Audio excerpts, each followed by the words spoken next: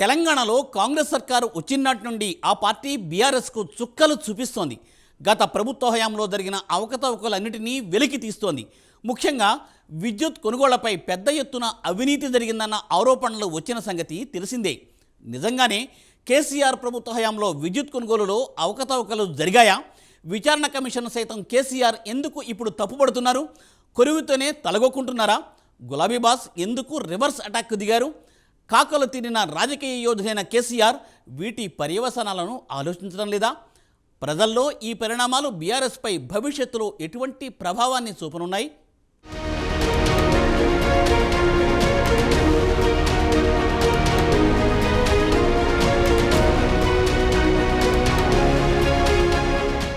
తెలంగాణలో కాంగ్రెస్ సర్కారు జోరు మీదుంది. గత ప్రభుత్వ హయాంలో జరిగిన అవకతవకల లెక్క తేల్చేందుకు దూకుడుగా అడుగులు వేస్తోంది. కాళేశ్వరం ప్రాజెక్టులో అవినీతి, దళిత బంధు, డబుల్ బెడ్రూమ్ ఇళ్లు, అలాగే గొర్రెల పంపిణీలో పెద్ద ఎత్తున అవినీతి జరిగిందని ఆరోపణలు వచ్చిన సంగతి తెలిసిందే. ముఖ్యంగా విద్యుత్ కొనుగోలుకు సంబంధించి భారీ ఎత్తున అవినీతి జరిగిందని కాంగ్రెస్ ఆరోపిస్తూ వస్తోంది. దీనికోసం ప్రత్యేకంగా ఓ కమిషన్ ఏర్పాటు చేశారు. విచారణ కూడా జరుగుతోంది. ఛత్తీస్గఢ్ నుంచి కరెంటు కొనుగోలు ఒప్పందం నిర్ణయాలపై వివరణ ఇవ్వాలంటూ ఈ నెల 11న కేసీఆర్కు కమిషన్ నోటీసులు జారీ చేసింది. కేసీఆర్ ఎలాంటి వివరణ ఇవ్వలేదు. జూలై 30 వరకు కేసీఆర్ సమయం కోరగా అందుకు కమిషన్ అంగీకరించలేదు. ఆ తర్వాత జస్టిస్ ఎల్ నరసింహారెడ్డి కమిషన్కు కేసీఆర్ 12 పేజీలతో కూడిన లేఖ రాశారు. రాష్ట్ర ప్రజలకు 24 గంటల విద్యుత్ అందించాలని ఆ లేఖలో కేసీఆర్ వివరణ ఇచ్చారు.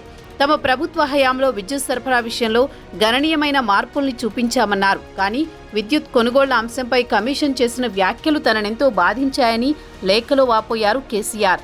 కాంగ్రెస్ ప్రభుత్వం తమను అప్రతిష్ట పాలు చేయాలన్న దురుద్దేశంతోనే కమిటీని ఏర్పాటు చేస్తుందని, కమిటీ బాధ్యతల నుంచి తప్పుకోవాలని ఏకంగా నరసింహారెడ్డికి కేసీఆర్ లేఖ రాయడం కలకలం రేపిన సంగతి తెలిసిందే.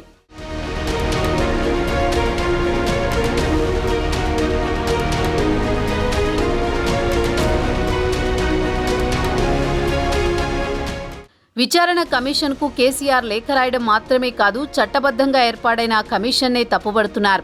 విద్యుత్ కొనుగోలులో అవకతవకలు జరగకపోతే ఆయన ఎందుకు కమిషన్ ముందు హాజరు కాలేదు? పైపెచ్చు వ్యవస్థలను తప్పుబడుతూ సుదీర్ఘ లేఖలు ఎందుకు రాస్తున్నారు? ఇప్పుడు తెలంగాణ రాజకీయాల్లో చర్చనీయాంశమవుతున్న అంశం ఇదే.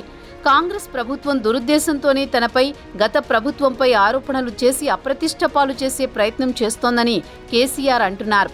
రాజకీయ కక్షతో వేసిన ఈ కమిషన్ నుంచి నరసింహారెడ్డి స్వచ్ఛందంగా వైదొలగాలని సూచించారు. ఆయన కూడా తెలంగాణ బిడ్డేనంటూ మళ్లీ సెంటిమెంట్ టచ్ ఇచ్చారు. అయితే అరెస్టు భయంతోనే ఆయన విచారణ కమిషన్కు ముఖం చాటేస్తున్నారన్న అభిప్రాయం వ్యక్తమవుతోంది.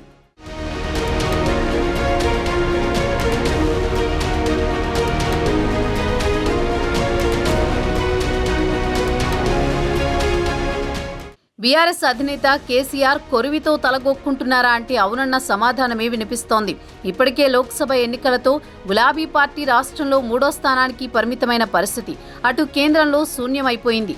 చింత చచ్చినా పులుపు చావలేదని అన్నట్టుగా అధికారం పోయి పాతాళంలోకి పడిపోయినా కేసీఆర్లో పొగరు ఏమాత్రం తగ్గలేదంటూ కాంగ్రెస్ నేతలు విమర్శిస్తున్నారు.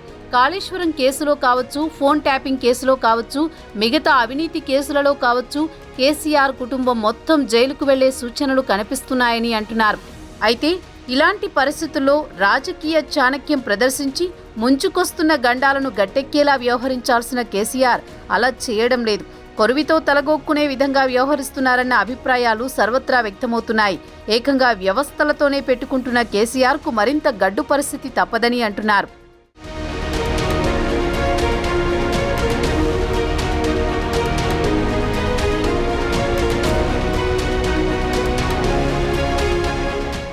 సాధారణంగా ఒక రాష్ట్రం ఇంకో రాష్ట్రం నుంచి విద్యుత్ కొనుగోలు చేయాలంటే టెండర్లు పిలిచి ఎవరు తక్కువ కోట్ చేస్తే వాళ్ళ దగ్గర కొనుగోలు చేయాల్సి ఉంటుంది. అయితే కేసీఆర్ మాత్రం ఎలాంటి టెండర్లను ఆహ్వానించకుండా ఛత్తీస్గఢ్ రాష్ట్రం నుంచి చాలా ఎక్కువ రేటుకు కరెంటు కొనే ఒప్పందాలు చేసుకున్నారు. ఇప్పుడు ఆ ఒప్పందాలు కేసీఆర్ పీకకు చుట్టుకున్నాయి. ఈ అంశం మీద రేవంత్ రెడ్డి ప్రభుత్వం ఏర్పాటు చేసిన జస్టిస్ నరసింహారెడ్డి నేతృత్వంలోని కమిషన్ విచారణ జరుపుతోంది. చూడాలి మరి ఈ వ్యవహారం ఏ మలుపు తిరుగుతుందో అన్నది.